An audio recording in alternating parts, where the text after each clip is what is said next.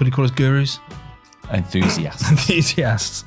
No business exists without marketing, because without customers, you have nothing. The absolute game changer in terms of that autonomous growth of your business. Having these conversations with your customers, clients, whatever they may be. Apply some of these things for yourself and you'll see the value in it. Beer time. Beer time. Manners? Yeah. Cheers. We won't be drunk, but we'll need the loo. Yeah.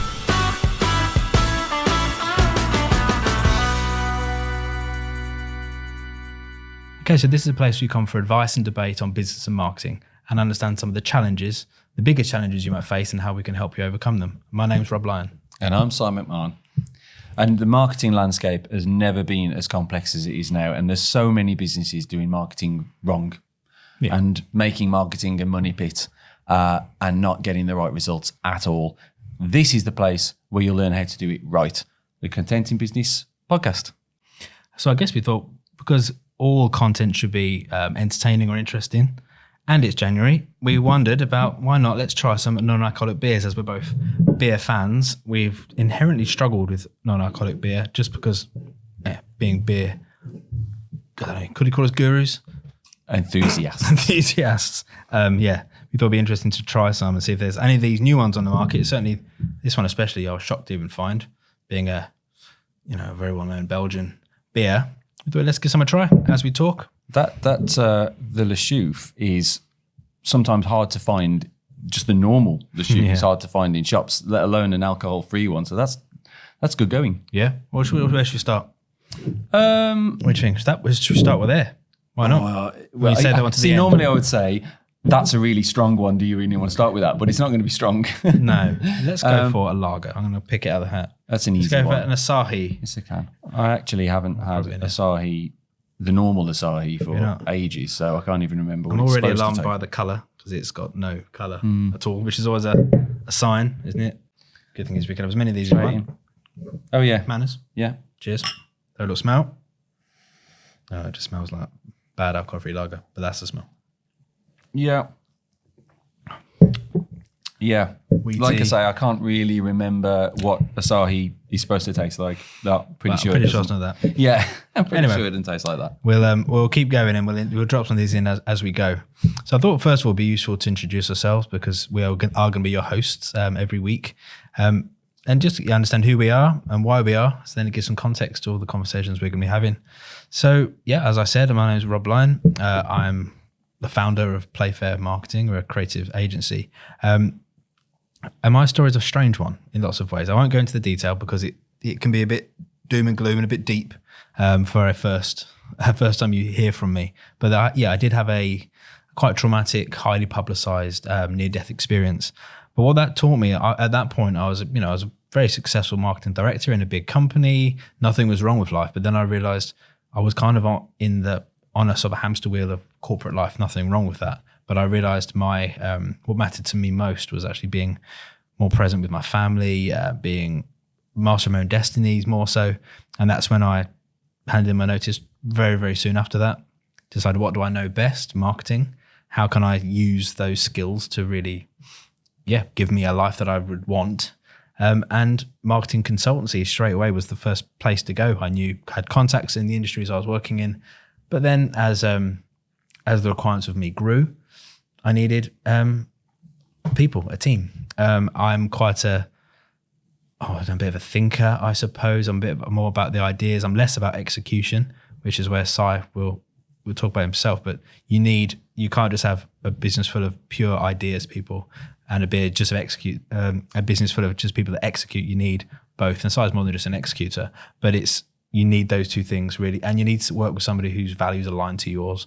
And that's something that was very clear when I approached Si. And one of the best pieces of advice is, this is good advice, probably straight out of the can, is I did reach out to people and say, this is employee number one for me. What do I do?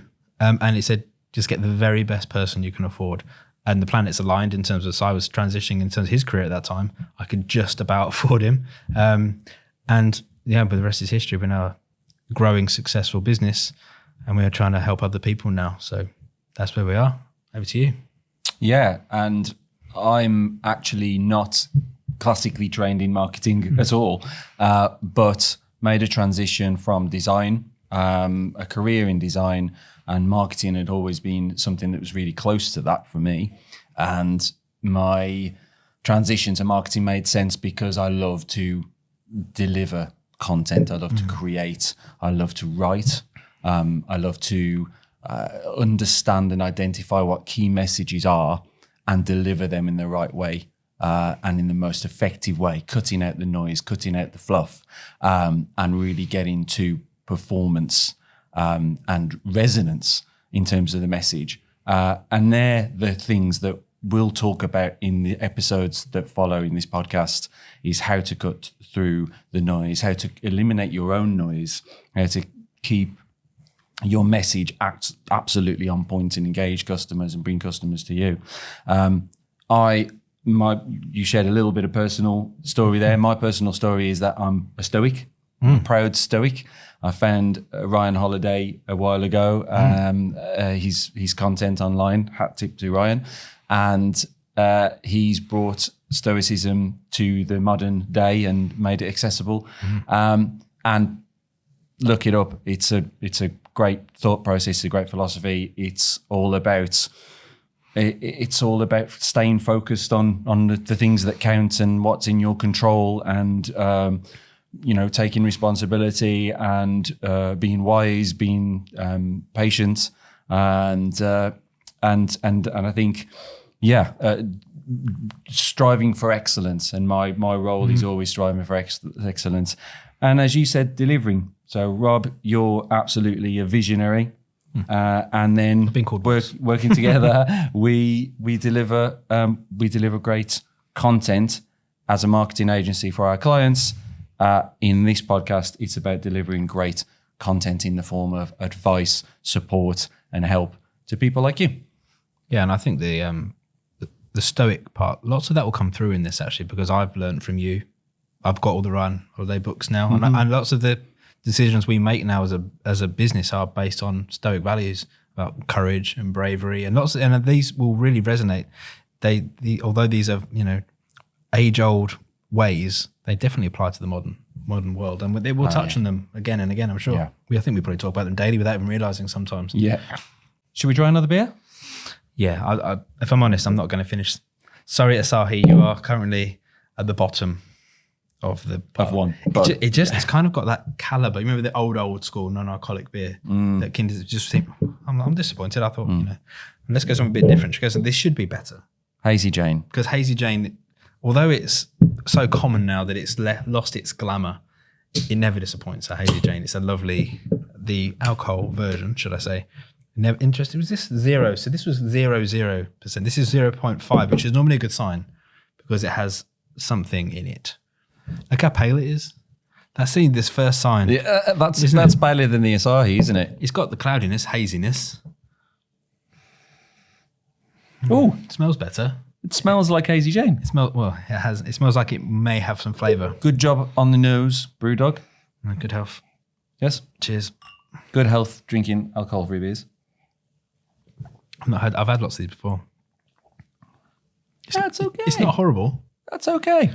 It's got slightly sweeter. It's like a muted Hazy Jane. It's like you have orange squash as a kid. It's like this is just a weak orange squash version of a nice full fruity orange squash. And they still call it a New England IPA. And I'm a fan of New England IPAs. So yeah.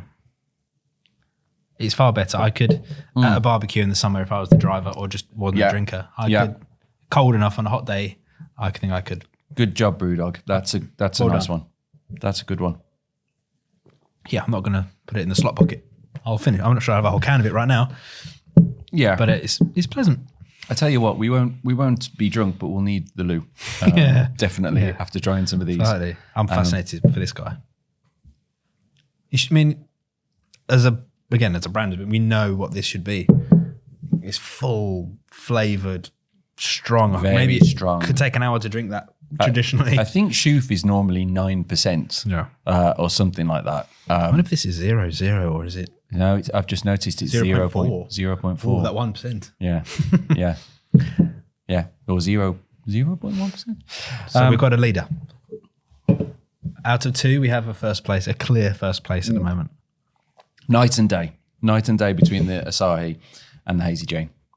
Yeah, and I suppose the next key part is, why do we create this podcast? So marketing is hard.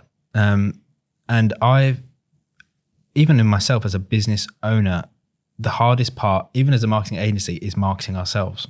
Doing marketing is difficult. It is challenging. It's the bit that normally gets done last because you focus on the operational sides of your business, the functional sides. But no business exists without marketing, because without customers, you have nothing. Whether you're selling a service or a product, you always need new customers. And the biggest key for me is about showing consistency.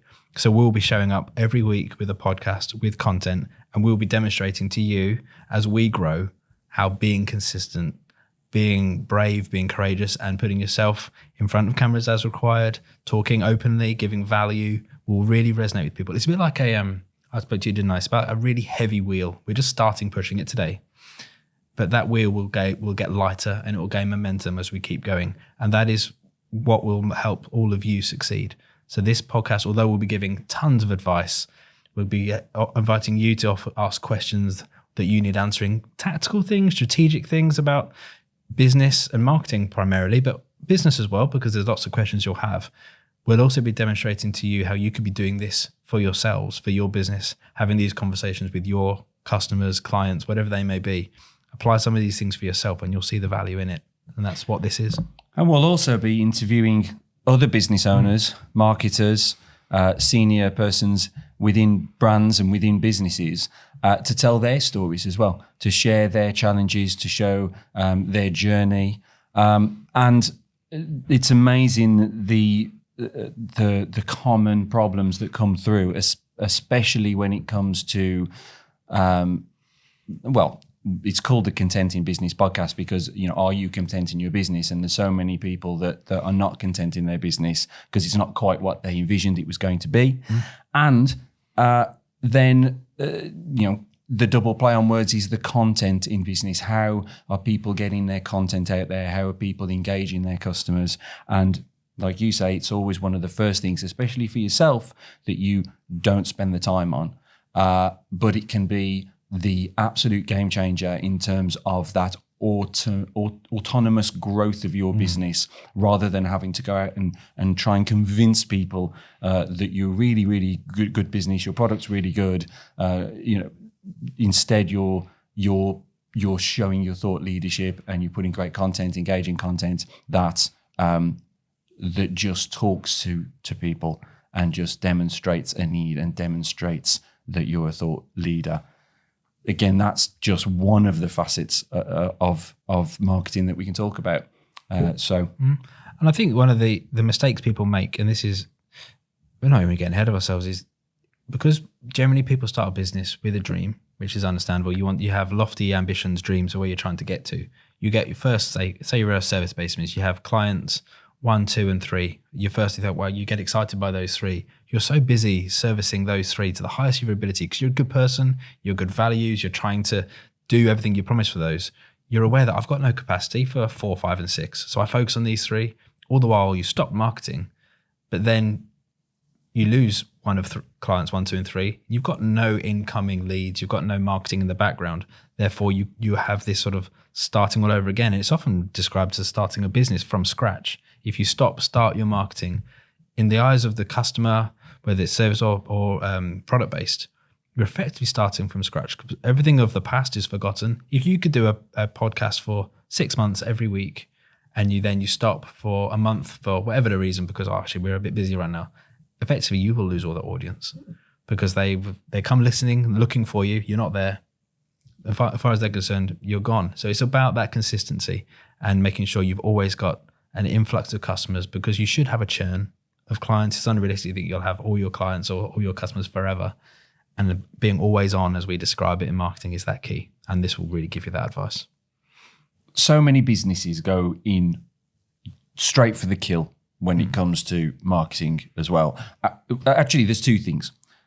So many businesses go straight in for the kill, and so many businesses go in for just one big gesture in terms of they'll put a ad in a newspaper and it'll cost a fortune, and it's one ad for one day, and it gets very little traction, because so much of building a reputation is a slower burn.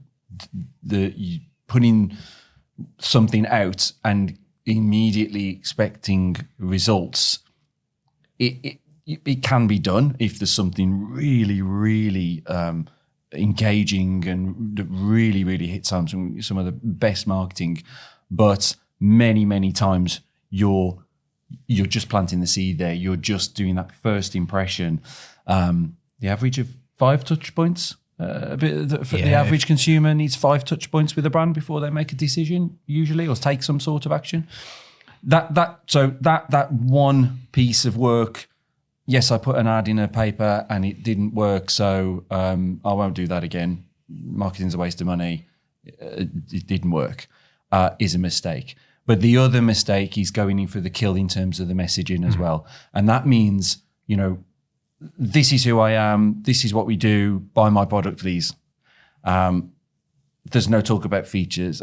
There's too many talks about features. There's no talk about benefits. There's no talk about the quality of life that the product or service can provide. There's no talk about the pain points that the customer's suffering as why they would need your service or product. There's no warming up. We always use the dating analogy, don't we? That's a good one. We always use it. Nobody just meets someone and gets down on one knee and proposes. There's the meeting, there's the getting to know each other, there's the learning to trust each other, the dating, the flirting, and then things get to, a relationship develops, and it gets to a point where someone's ready to commit. And although very different in terms of scenario, the actual process is very, very similar in terms of brand trust and building relationships with customers. Again, just in terms of everything that I talked about there, we'll be deep diving into how to warm up those audiences, so to speak, how to put yourself out there and interest the other person in terms of the dating or flirting or that kind of thing. We'll go into those topics, and there's so much advice that can be talked about there, and there's so many. More importantly, there's so many things that we can help say not to do. Yeah, I think it works with the dating analogy as well. With the business, you're basically trying to instill trust and offer value. And that's what you're doing when you're first meeting someone. No one's going to marry you if they don't trust you. And if you don't offer any value to them in terms of, are you a good partner for raising a family? Are you good fun? Are you offering, you have to offer something to the other person. And exactly the same applies in business and especially marketing. You need to be instilling a form of trust that you can be trusted with their money, if you are selling a product, can you be trusted with if you're a service, can be trusted with somebody's business. In some instances, you're already responsible for driving their business, protecting their business, whatever it might be. And you must be giving them some value. And inherently that's in terms of if you're selling a product, the product you give to them in exchange for money has to deliver against your promises. It has to improve your life and give you some value. And they have to trust you that you're going to deliver against those promises. The same applies. The other analogy I really like is the boxing, kind of the whole jab, right hook. It's a phrase that's coined by Gary Vee, who's probably the best content marketer that there is.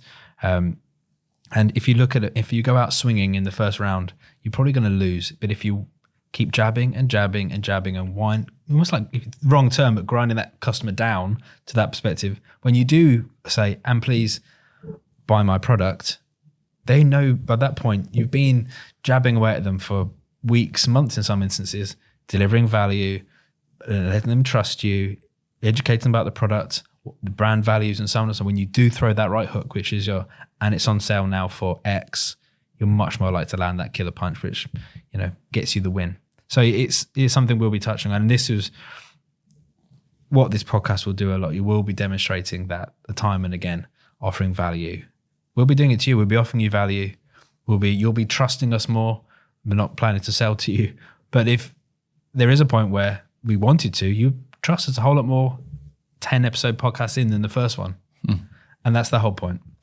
I think it's really important. And businesses that do that consistently well win. And that can even be down to your customer service, being exceptionally good at customer service. Some businesses focus on making their products customer service proof. If you invest in customer service from a perspective of trying to mitigate ever it being needed, but equally, there are some brands that focus on one ring, if for a customer inquiry, as an example, and you'll answer on the first ring, that person's going to, I like this company. This is just a sales inquiry, and they're being very, very thorough with me. It's not necessarily pure marketing. It's how all the facets of your business. Another beer? Yeah, I might finish this one. Although, and it's not delicious, but it's perfectly nice. It's pleasant after the first one. I'm going to stop beating up on Asahi now. I feel bad. I'm sorry. I feel bad. We rank them in front of everyone. There you go. So that's the best. We've only got a best of 2 right now. Where do you want to go next? I feel this is going to be more of the same. In terms of Beavertown. Do you want to go there? Get these ones out of the way. In terms of these are all in the same category. Yeah. I have had it before. Have you had this one before? No. No. It's, I don't think so. Isn't it funny? The percentage, 0.3% volume. Yeah, that's quite. You keep pouring massive glasses. That's my. I know. I'm sorry. That's my issue. I thought it's because I want to see the colour. I'm going to have a little bit. Have a little taste. Yeah. Like a wine expert. What's funny, because I used to think this one was really sweet. I can't smell anything. Really? I used to think so, but after the Hazy Jane one, it doesn't taste that. It doesn't taste like beer. There's not much there at all, is there? It tastes more. It doesn't taste like beer, really, does it? No, It's got like a sweet sort of, not an artificial taste, but I think we made the mistake of going with the Hazy Jane first. We probably should have trusted that Brewdog's was going to be one of the better ones. I'm surprised. The funny is, I've had this before. I've bought 4 packs of it, for a weekend and I don't remember it being like that, but maybe I said it following. It's not bad. No, it's just got, it doesn't really taste not much to it. Doesn't really taste like beer. It's a refreshing, savoury kind of drink. Yeah. If you want to call it that. And of course, in true Beavertown style, the can looks fantastic. Yeah. They do that better than most. Excellent Actually, they again brand. I was really skeptical of the brand change for Brewdog when they went down to this path. The shield. The shield. I thought, that's a mistake. They had such a link. But now it's almost, they're now moving on from that again, aren't they? Yeah. Which we can touch, but they can because they've got a brand. Yeah. People know and understand. But it's better than Asahi, right? 100%. 100%. There you go. Here's our hierarchy at the moment. Well, the thing is, it's pleasant. There's not much to it, but it's pleasant. And I've drunk it, whereas I didn't finish that.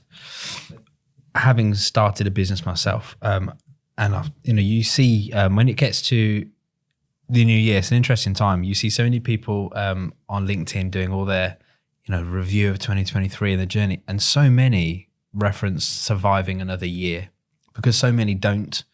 I sometimes, even myself, I think, wow, we've kept this going for, I lose track of times. It's 6 years or even coming up to 7 now. You lose track because it's about survival at the beginning. And why so many don't is I think it's this new customer piece. You generally you don't start from nothing. You have, it's very true with some companies that first of all, you almost ask for help. So you reach out to family and friends and you have your lowest hanging fruit and people and you win some of those. If it's a client, if you're selling a new beer, but you can't rely on people you already knew in your ecosystem forever. And it's because people then, it gets hard because you're trying to run your business and service these people, but then you actually need the newness coming in. That is where businesses begin to fail because that becomes difficult. And like I said, if you start to get the dreaded churn and your cash flow isn't right, it only takes a few clients to go away. You're not backfilling with newness. Your cash flow is tricky. It's hard. It is really difficult, but it needn't be if you become we talk about it process-based and system-based, and you have to have these things in place in the background to enable your creative marketing to work for you. And again, we come back to messaging. How many of you, any business owners, how many times have you said, oh, but we need to make sure that people know this, that we do this, and that we're really good at this, and that the product does this, and it does this and this. We need to get all these points across, and then and that's where we talk about noise. As it becomes noise for people. It becomes hard for customers to understand what your proposition is, what you stand for.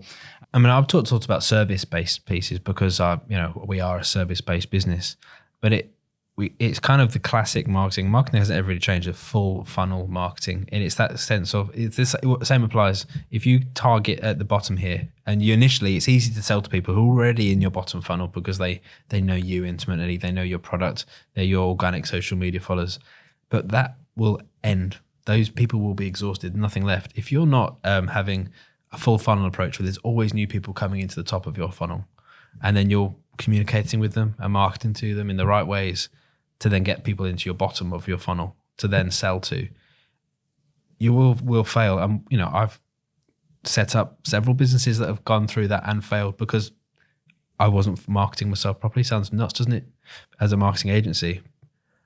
But it gets difficult and it gets demoralizing because you're putting out content initially, and if it doesn't land the first 10 pieces of content you put out, it gets a bit demoralizing. You think, but you have to be consistent. And where I've remained consistent, which was with the marketing agency business, look, it's growing. We've got a team that's growing all around us.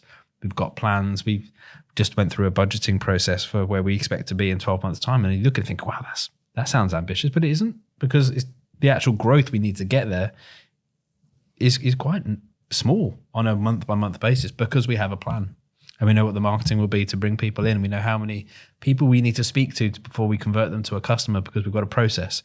And all these things will really help you. And I think if you can apply these for yourselves, there's going to be gold in this. So I think, every week, we'll just keep sprinkling a bit more gold. You can apply some of this or all of this for yourselves. I think you'll see a massive, massive benefit. Beer time. Beer time. If we can call it beer. Speed test. I think the... do you want this last? Is it you saving this to your grand finale? I feel like the Shoof needs to be last. Okay, let's go Erdinger, which again, because it makes me sound like I've got an issue I have had before. I have had Erdinger before. And it's usually because it's the best of a bad bunch. And I think because with alcohol-free beers, they have that sort of wheaty, unpleasant taste, whereas these are wheat-based kind of beers that they should have. That flavour should be in there, and I'm only going to give myself a drop. We're hugely cross-contaminating here by neglecting the straight clean away. glasses. Straight away, some colour. Look. Oh, yeah. It's got some actual colour. It smells like an Erdinger should smell. Does it? Yeah. You can appreciate that. Oh, you're not getting that? No, actually. Really? I don't know whether it's... Maybe it's the combination of three other beers. The cocktail of non-alcoholic beers I've got in my glass at the moment. Yeah, that's perfectly pleasant. Yeah, it's okay. I don't mind. Very sweet. It is. That's the lasting. It's like an energy drink. It's the lasting theme of all of them. There you go. That's the right amount to try. I'll be on the toilet all afternoon now. Yeah. So every episode we end up asking each other the same closing question and see what comes out of it. What is the biggest event or achievement or learning from the past week for you, Rob Lyon? This is a weird one, and this is businessy, and it's not, and it's a bit stoicy. I had a bit of a falling out with my next door neighbours over something very immaterial, but I was in a point when I didn't have a plan, when I was stressed about business, and I reacted in a bad way. And I, using my stoic sort of views, and it's something I'd apply to business. Difficult conversations are hard to have, but they're often the most important questions. Yeah. I've been tiptoeing around picking up my bins, thinking, well, am I going to bump into them? Am I going to have the conversation? And I just reached out and I apologized. I was in it was no excuse. I was in a very stressful moment. I reacted with emotion. When I really think back of what I was reacting to, it was nonsense, but I apologized. They accepted my apology, and the weight that was removed was huge. And that applies to, I could equally have, and I've got some challenges in business still that I'm going to have some different conversations, but because I made that personal decision, my world didn't fall apart. There wasn't flames coming out of rage. It was like, oh yeah, thank you for the apology. We thought it was out of character when we spoke to you that day. Thank you. It all went away. And then you can apply, the difficult conversations seem hard, but the knot in the eyes of the person you're about to talk to. It's easy to catastrophize what'll outcome, and also the ego. Again, stoic, absolutely stoic. The ego is the enemy, and it's a really, really difficult thing to overcome, and to be. Well, part of me felt like should I really be apologizing? There was fault in both parts. I wasn't just being completely irrational, but I thought, no, let's just be the sort of bigger, put my ego to one side and just say, yeah, I'm sorry. Well, the other stoic saying is, it's not what happens, it's how you react to it. Yeah, and absolutely. Realizing that and then making amends. Bravo. Absolutely, thank you. Good going. Over to you. We'll have a quick beer first. Okay, go on then. This is the one I'm interested in. I think this one deserves a rinse. Oh, I've glugged. Great colour. It's a good start, isn't it? That's a great colour. The smell is where they all fail. They're not. Yeah, that smells like, I don't know, it smells like bread. Yeah, it seems where they all fall down. Or maybe it should. Wheat. Oh, what do you think? Oh. I Your face went up and my face went down. It doesn't taste like the brand I expected, but of all of them, it has the most flavour for me. No, that it is good. It's by contrast to its, traditional brother, it's terrible. Yeah, but as a drink, it's pleasant. Yeah, I would actually argue that the Erdinger's marginally better. Do you think? And I would also observe so far, and I say this now before the Guinness, because we have Guinness Zero to finish up on, is that a lot of these, even though these last two have been wheat beers or Belgian beers, a lot of them they're very similar. Apart from the Asahi, which was really poor, the ones that you could followed, throw a hat over all of them, really. Have been pretty much of a muchness because I just think there's only so much you can actually do. Okay, so over to you about what about your answer? We booked a trip to Orlando, Florida, awesome. Which is biting the bullet and spending quite a bit of money to book it up and go to all the parks and all that. But you can imagine that who's one of the best at marketing is Disney, and certainly the way that they structure their pricing and their packages and sell the various benefits of the parks and all that kind of stuff is it's been a really interesting journey. And of course, I mean, even going through the process of booking car hire and all that kind of, all the extras that you have to do to get about out there. It's been really interesting observing the different companies' remarketing tactics through through the retargeting ads on social and the follow-up emails from from the flight company and the tour operator and everything. Really, for so many people, this is just the journey you go on. Obviously, being more marketing savvy, we're kind of spotting the trends and we're looking at the language and everything. But again, I'm sure there's a feature on that we could probably do in the future. Just exactly how, for such a big, massive machine that say Disney is, to whittle through all of the different messages that they've got and all of the different things on offer of going to Disneyland and the packages and all the different parks that are in that region and what they all stand for and everything. The thought process behind to have to, to clearly make it clear to the customer exactly what the benefits are of each and why you should get this ticket over that ticket and everything. Really, I mean, it's complex. It's always going to be complex, but expertly done. And I suppose if you bring it back to what we've been talking about at length today, I mean, how many times have they showed content to you in your 40 whatever years to get to you as a customer now. You only probably become a customer of Disney, as you said, it's expensive once. Yeah. So they don't, if they're interested, come to Disneyland, come to Disneyland, come to Disneyland. No, they've just been selling you a dream for years of content, taking the movies aside, but in terms of the Disneyland experience. Yeah. And ultimately as well, one of the, biggest thing is the experience. You constantly just see people delighted at the experience, no matter what the cost. It's not cheap to go at all. They lock you in for 7 or 14-day packages, which usually cost the same.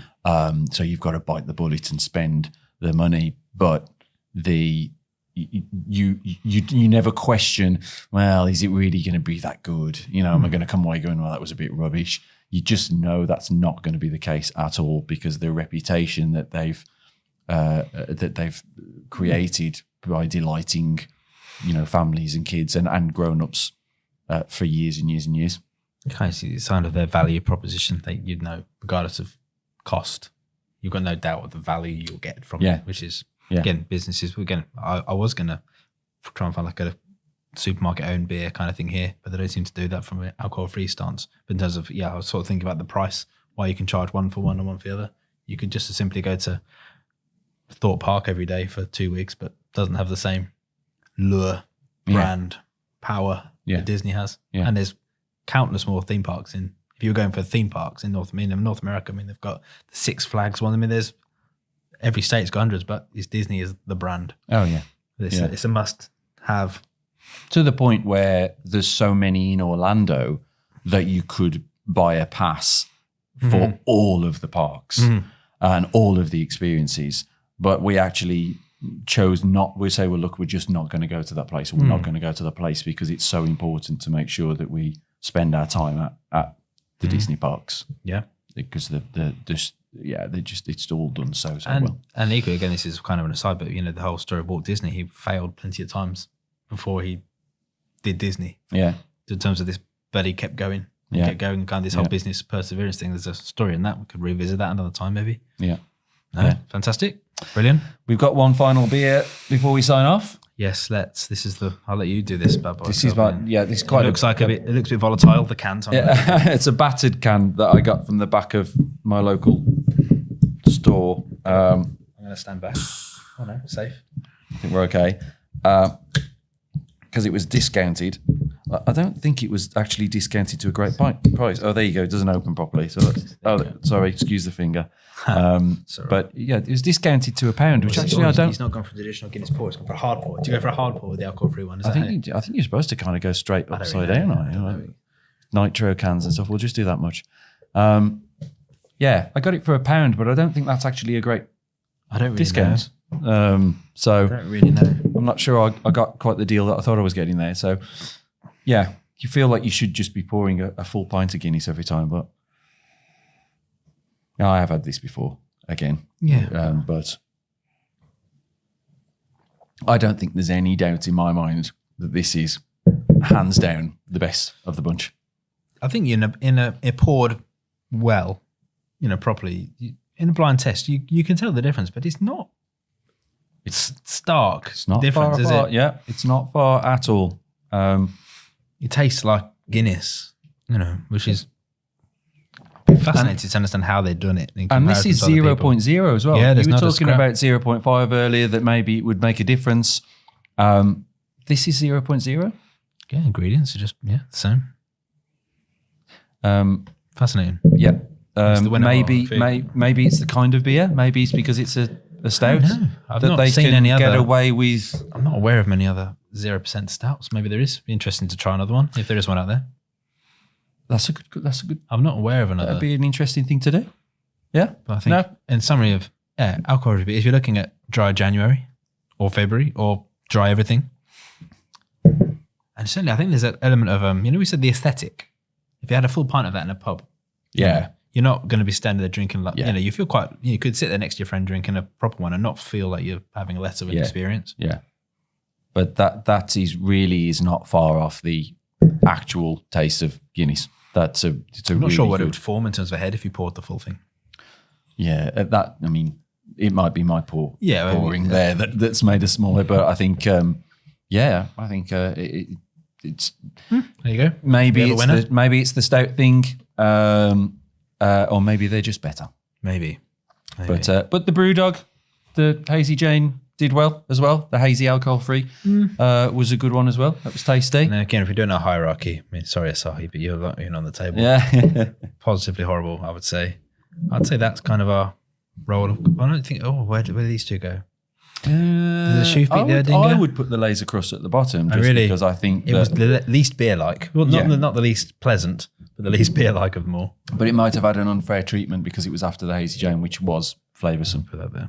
So there you go. There's our roll call. It's made its way back in. That was good. Yeah, no, fantastic. Thanks for listening to the Content in Business podcast. Make sure you subscribe to keep up to date on future episodes, and we'll see you in the next one. In the meantime, if you've got any questions, if you've got any comments, if you've got any topics that you'd like us to cover, let us know in the comments. And until the next time, see ya.